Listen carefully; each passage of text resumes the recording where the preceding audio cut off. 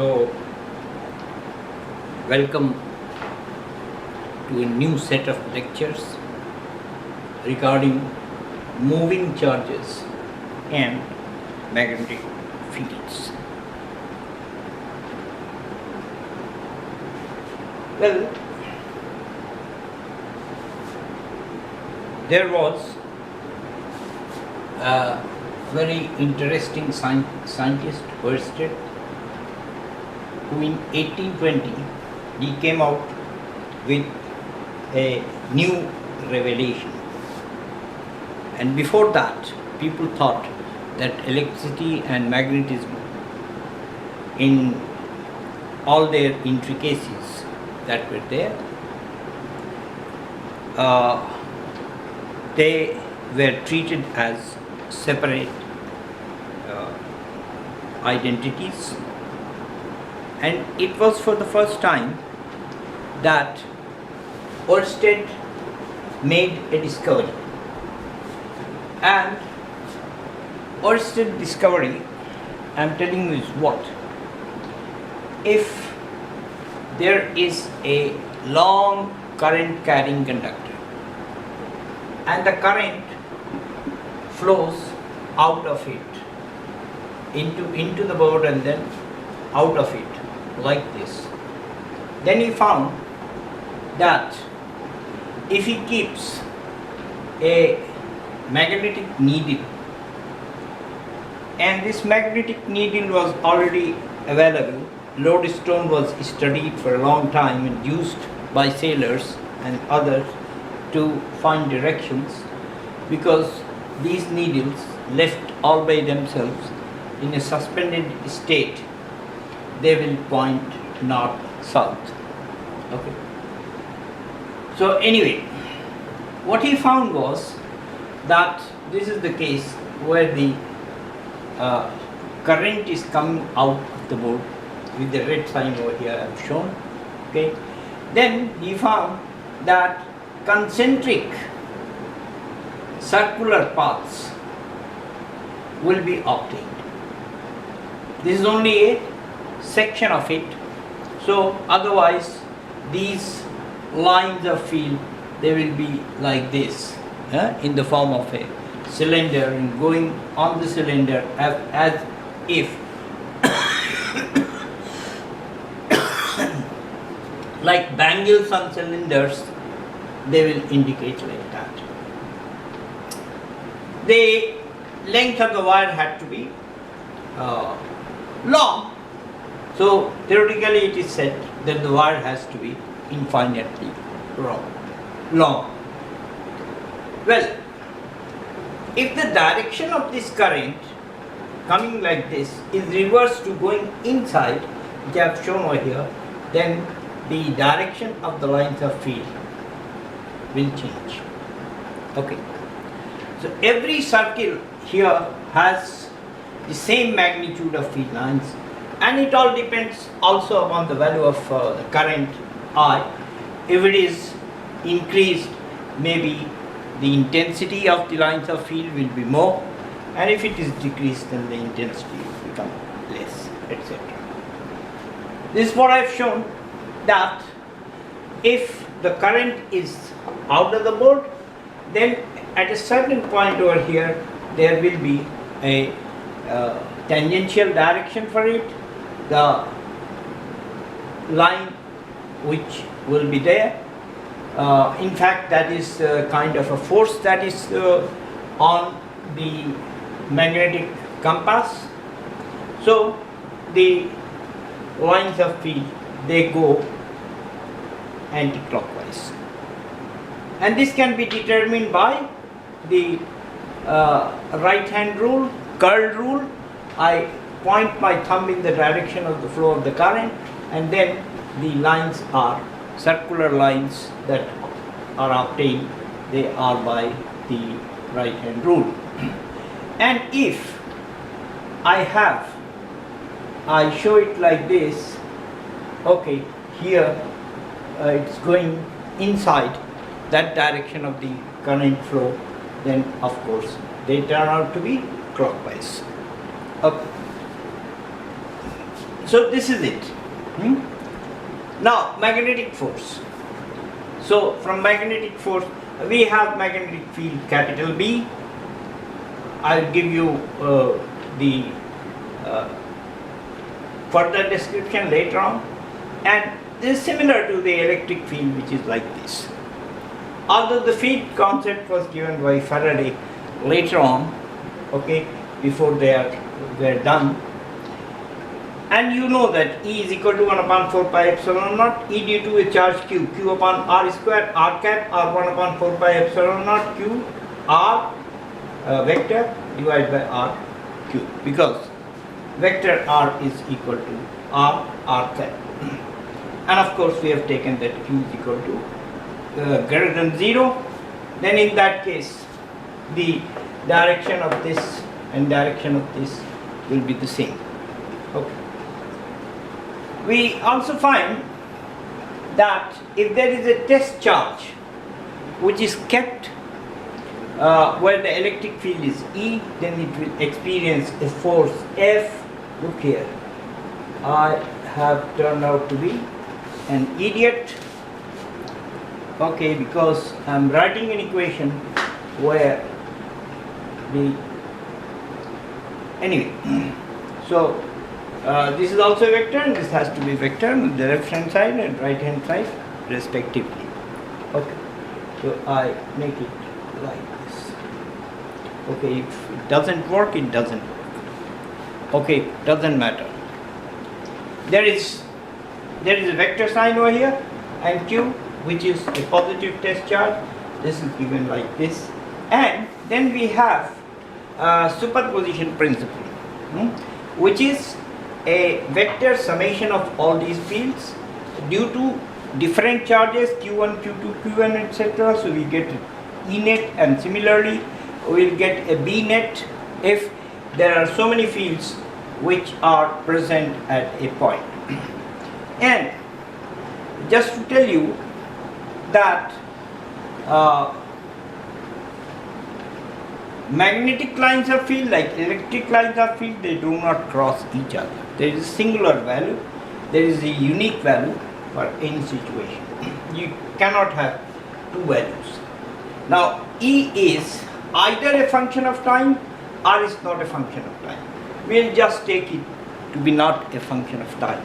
And similarly B is a function of time or is not a function of time, and we take the case where B is not a function of time explanation. So after the preliminary explanation, I will introduce to you what is known as Lorentz force.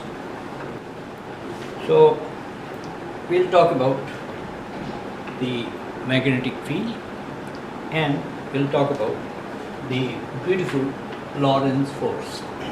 Okay. Suppose there is a point in space, point capital P, where we have electric field and magnetic field both present simultaneously. Okay. And then we try to find out the force on a moving charge, a charge which has got a velocity v can be equal to 0 when it is at rest at a certain location. Okay. Now the Lorentz force was obtained by Lorentz as total force F is equal to Q in T. This is the electric force due to the electric field, and plus Q into V cross B. Okay, where V is the velocity and B is the magnetic field at that point. So I can write it as Fe plus Fm, and let us discuss what is Fm. Okay, because Fe we have done a lot of times beforehand and we know about it. Okay, now look here. Let me have charge Q over here at the point P, and the velocity is like this and the magnetic field goes like this. Okay, and I have an acute angle theta, which is a positive angle going from the first vector V towards vector P. I've talked about that in the vector discussions, but actually what will happen, that if we talk about V cross B, then the force, the resultant vector is out of the board, which is Fm cap is like this. But if it is otherwise, then I can see that V cross B, the force F cap is into the board. Okay, so this is what will happen, this is what we experience. And we also know that V cross B, the magnitude will be equal to VB sine of theta. Okay, so we get the magnitude of the magnetic force, Fm is equal to Q VB sine of theta. Initially we have taken Q as greater than 0, it's a positive charge. Okay, if it is negative charge, then naturally the things will change. Despite of it, there will be a minus sign, so this will become, the force instead of being out will be in. Okay. And here the force instead of being in, it will be out. So anyway, now let us see under what conditions this force Fm will be equal to 0. So the first condition is Q is equal to 0, there is no charge, no problem. It's very simple to understand. The second situation is that Q is not equal to 0, B is not equal to 0. Okay. And of course, you can say that sine of theta is also not equal to 0. Then of course, the condition that V is equal to 0. That is, the charge is not moving at all. Okay. There is a charge which is not moving. So it is a stationary charge, station charge does not move, then also there is no magnetic force on a non-moving charge. And of course, this is unimportant, because of course we are trying to find out as to what is, so B is not equal to 0, but I am saying that if B is equal to 0, that's the magnetic field is not present, Q is not equal to 0, V is not equal to 0, sine of theta is not equal to 0, of course, then also because the main, okay, what we can say that the doula is not there. Okay, so how we will get, so Bharat does not mean anything, the doula is not there. Okay. So anyway, now there is a fourth condition, that theta is equal to 0 or pi. Okay, theta is equal to 0 or theta is equal to pi. Q is not equal to 0, V is not equal to 0, B is not equal to 0. The only thing is that the field and the velocity vector, they are either parallel to each other or they are anti-parallel to each other. Okay, so there is a magnetic force, there is a panga, when there is either the two are in the same line, are not in the same line, or they are not opposite to each other. Okay, so it goes with complete chamchagiti is also going to work, and complete anti is also going to work, then the force will be equal to 0. Else there will be a panja of the force, the force will be present. Let's try to understand what will be the unit of the magnetic field. So the magnetic, from here I can write that Fm is equal to QVB. Okay, sin theta doesn't matter because it is a number. So the unit of B will be the unit of F divided by the unit of QV.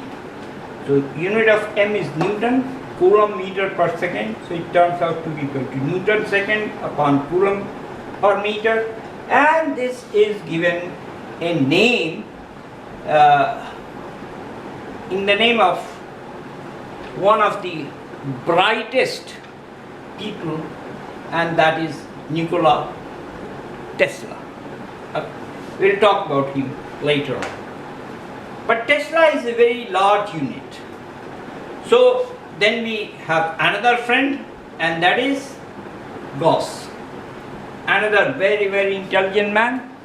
And to honor Gauss, the Gauss unit of Gauss is equal to 10 to the power minus 4 Tesla, and Tesla is equal to 10 to the power 4 Tesla. Now we go to find out as to what will be the force due to a magnetic field on a current carrying conductor. Current carrying conductor. So the next item is the force due to a magnetic field on a current carrying conductor, a wire. Okay. A wire. And we have just shown you that there is a wire and the current is going from this side to this side. Okay. There is a uniform magnetic field which is coming out of the board, and this entire wire is going to experience a force. Let us assume that there is only one kind of conducting charge, and that charge is electron. The current is due to electrons, so the electrons are moving from negative polarity to positive polarity, and they have a average drift velocity Vd, which is also in the same direction, and the current is flowing from plus to minus, because current is always the flow of positive charges, as we assume. And this wire or rod has a uniform area of cross section A and a length L. Okay. Now we assume an average drift velocity Vd, charge on each carrier is Q, and the number density of the charge is equal to N. So the force will be equal to the total number of charges, N into L into A, this is the volume, L into A, into the number density, that's number of charges, multiplied by Q, Vd cross B. Okay. Now NQVD, this was defined and obtained as the current density J. Okay. So I can write I is equal to the magnitude of J multiplied by the area A. Okay, because I is equal to JA. So if we do so, then I can write again that F will be equal to NQVD. NQVD, I am taking this as one thing, into LA, that's the length into the area of cross section, and cross B. I have just separated B from this whole entity. Okay. And this whole entity I can write as current density, which is the vector quantity, into LA. L and A are scalars, so it doesn't matter, we can take it out, cross B. So now I can write this as I L. L is taken as a vector. Okay. L is equal to L cap, so I L B. So magnitude wise, this becomes equal to F is equal to magnitude of the vector F, and it turns out to be equal to I L B sine theta. Okay. And in my intermediate classes, my teacher said that, oh, you cannot remember ILB like that. It was stated. Then he used to say Bill sine theta. Okay, Bill is a word which we use to ask the cats to go away. Bill, Bill, Bill, like that. So anyway, this is only just for you to remember. If there is a wire of any shape, tera, mera, okay, whatever, then we can take the segments of the wire, dl, k, so this cross b, and add all these segments, the forces due to all these segments separately, and I'll get I dlk cross b, and make a vector addition to all these things and obtain the total force on our wire. The wire need not be of infinite length. Okay, we'll talk about wires of infinite length, but right now I have got a wire of length L and a cross section A. Okay, now I have shown the direction of force. I have shown the direction of force, and for that there are rules to remember the directions, the left hand rule, the right hand rule, and this hand rule and that hand rule, okay, screw rule, etc. And I have myself devised a rule which I call the thappa rule. Okay, how do you hit a person? Thappa is always expected to be hit like this, because if you hit a person like this and there is an injury, then there is a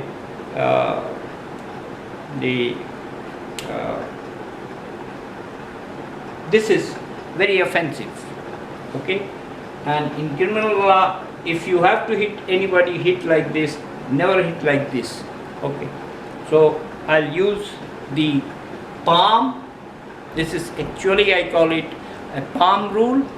The fingers, they indicate the magnetic lines of field. This is the direction of motion of the charged particle, positive charge. Okay, and the pushing direction of the palm, where you apply it for thappa, that direction gives the direction of the force on the positive charge. So it is like this. But if there were a negative charge, I'll use my left palm. Okay, and if the directions are the same, then you can see that the pushing becomes in the opposite direction. I'll talk about that more in detail in the next lecture. So far what we have done is we have understood the Oersted discovery, and then we found the force due to a magnetic field on a charge, which can be moving, which can be non-moving, etc. And then we extended that basically to find the force experienced by a current carrying conductor. So thank you very much for the day, and we meet again.